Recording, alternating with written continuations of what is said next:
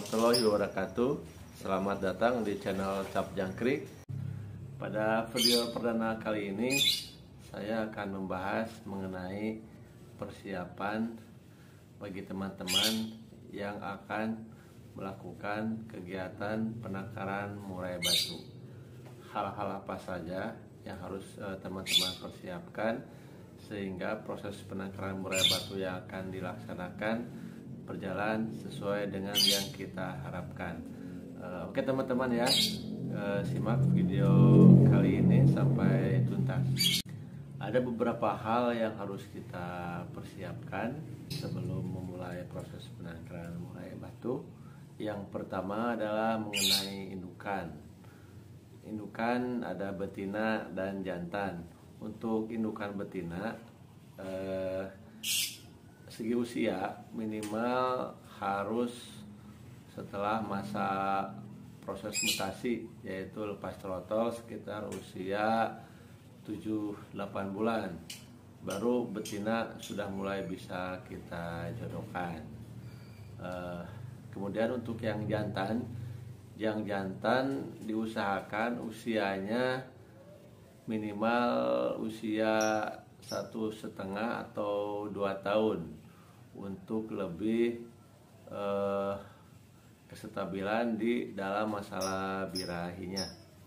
Kemudian untuk indukan betina, teman-teman usahakan betinanya dari hasil penangkaran atau dari hasil muda hutan yang memang sudah rawatan yang cukup lama.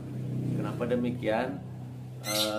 Karena agar indukan betina yang hasil dari penangkaran atau rawatan lama dari muda hutan itu dia akan cepat menyesuaikan di dalam proses penangkaran di kandang gitu.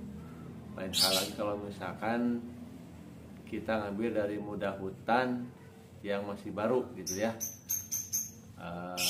nanti penyesuaian di kandangnya juga akan cukup lama. Jadi untuk indukan betina, poin yang harus kita garis bawahi adalah indukan itu harus jinak. Karena dengan kita mempunyai indukan yang jinak akan mempercepat proses penjodohan dan produksi di dalam kandang penangkaran. Itu ya teman-teman ya. Kemudian selanjutnya persiapan mengenai kandang. Teman-teman bisa memilih untuk membuat kandang dari beberapa material yang mau permanen ataupun yang tidak permanen. Yang permanen misalkan teman-teman buat dari bata merah, batako atau dari hebel. Bisa, ataupun yang memang tidak permanen teman-teman bisa buat dari triplek, GRC ataupun ram kawat, itu bisa, nanti disesuaikan saja. Kemudian untuk jangan lupa untuk peletakan kandang itu sendiri, diusahakan teman-teman membuat kandang penangkaran itu jangan terlalu bising, dari keramaian, karena itu akan sedikit banyaknya mempengaruhi dari proses produksi murai batu itu sendiri. Lain halnya nanti kalau setelah proses penangkaran cukup lama, burung mungkin bisa lebih menyesuaikan lagi di lingkungan sekitar sehingga lebih adaptif. Kemudian selanjutnya mengenai masalah ukuran, teman-teman silakan bisa disesuaikan untuk ukuran kandangnya sesuai dengan pengalaman dari rekan-rekan penangkar yang sudah berjalan. Memang cukup variatif untuk masalah ukuran. Ada yang memang dengan panjang 60 cm, ada yang dengan panjang 1 meter atau bahkan 1,5 meter, dengan lebar ada yang 1,5 meter, ada yang 2 meter, ada yang 2,5 juga, dan dengan tinggi ada yang 1,5 meter, ada yang tinggi 2 meter, ada yang tinggi 2,5 meter. Itu memang semua juga berhasil dilakukan penangkaran. Silakan saja teman-teman disesuaikan ukurannya dengan tempat yang akan teman-teman bangun kandang, kemudian juga dengan biaya anggaran yang teman-teman persiapkan. Gitu ya teman-teman ya, untuk masalah kandang. Intinya pertama, pemilihan material sesuaikan dengan budget anggaran teman-teman. Kemudian kedua, jangan lupa posisi atau peletakan kandang jangan terlalu dekat dengan keramaian. Kemudian yang ketiga, untuk ukuran silakan sesuaikan dengan kebutuhan teman-teman ya, dari segi anggaran dan dari segi luas lahan yang akan dibangun kandang penangkaran tersebut. Untuk selanjutnya yaitu teknik penjodohan. Teman-teman harus melakukan beberapa hal yang memang dalam proses penjodohan tidak bisa ditinggalkan. Teman-teman bisa mendempatkan sangkar jantan dan sangkar betina. Silakan dicoba beberapa hari. Kemudian setelah terlihat ada proses akur dan pendekatan antara si betina dan jantan, dan si betina terlihat mulai gacor, si jantan mulai terlihat merayu-rayu, untuk tahap selanjutnya teman-teman bisa memindahkan si betina langsung ke kandang penangkaran. Jadi teman-teman masukin dulu si betina ke kandang penangkaran sendiri, kemudian si jantan tetap dalam sangkar dengan posisi teman-teman gantung di dalam kandang. Silakan teman-teman perhatikan beberapa hari. Nanti biasanya kalau tanda-tanda mereka sudah berjodoh, si jantan bisa merayu-rayu, kemudian si betina suka mendekati terus sangkar si jantan, dan malahan si betina suka bertengger tidur di atas sangkar jantan yang digantung di dalam kandang. Itu ya teman-teman. Setelah nanti beberapa hari terlihat seperti itu, silakan teman-teman bisa coba untuk melepaskan jantannya dalam kandang. Tetapi ingat ya teman-teman, jangan langsung dibiarkan. Setelah dilepaskan dibiarkan begitu saja.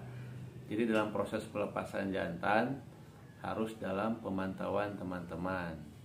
Biasanya kalau saya dalam proses pelepasan jantan, saya lakukan di sore hari teman-teman, sekitar jam 4 atau jam 5 lah.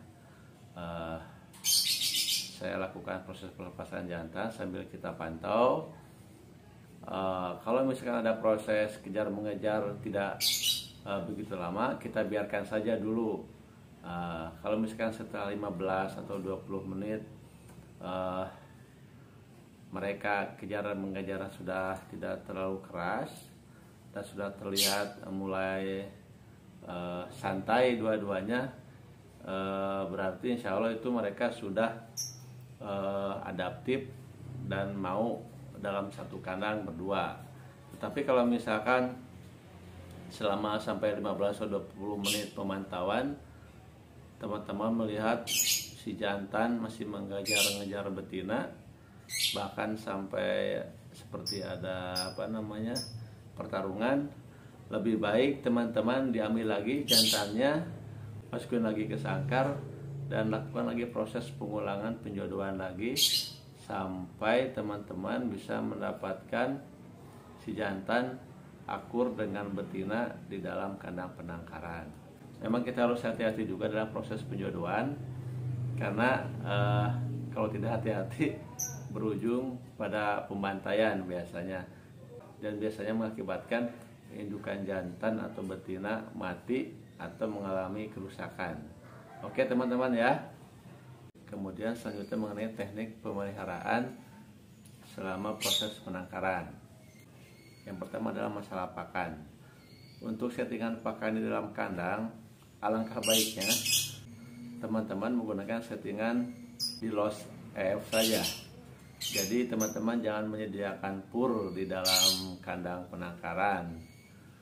Kenapa demikian? Karena sesuai pengalaman saya, dengan kita jor oleh EF, tingkat birahi dan produksi burung murai batu itu sendiri akan lebih baik ya teman-teman. Jadi seperti kondisi di alam mereka gitu ya. Yang bisa teman-teman persiapkan nanti dalam proses penangkaran, yang pertama adalah yang pokok yaitu jangkrik, kemudian yang kedua ulat hongkong, ketiga kroto, dan yang keempat adalah jangan lupa teman-teman cacing tanah. Oke ya, jelas ya. Kemudian selanjutnya mengenai sarang. Yang biasa murai batu sukai untuk membuat sarang di glodok, biasanya dia suka daun cemara atau daun pinus. Daun pinus teman-teman. Jadi teman-teman bisa mempersiapkan daun pinus yang sudah kering di dalam kandang untuk digunakan oleh murai batu yang siap untuk pembuatan sarang. Oke ya teman-teman. Kemudian setelah nanti murai sudah berproduksi, ada dua teknik yang memang teman-teman bisa ambil dari proses pelolohan. Apa memang mau diloloh oleh indukan itu sendiri anaknya, atau mau kita loloh sendiri dengan berbagai masing-masing risiko ya teman-teman. Biasanya untuk diloloh oleh indukan itu sendiri ada hambatan memang suka kita temui, di mana si indukan sudah birahi lagi, sedangkan anakan belum bisa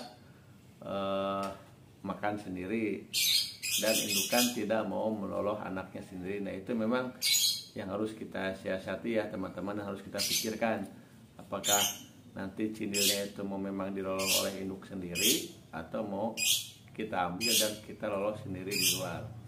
Oke ya teman-teman ya, cukup jelas ya hal-hal apa saja yang harus teman-teman persiapkan dalam proses penangkaran murai batu.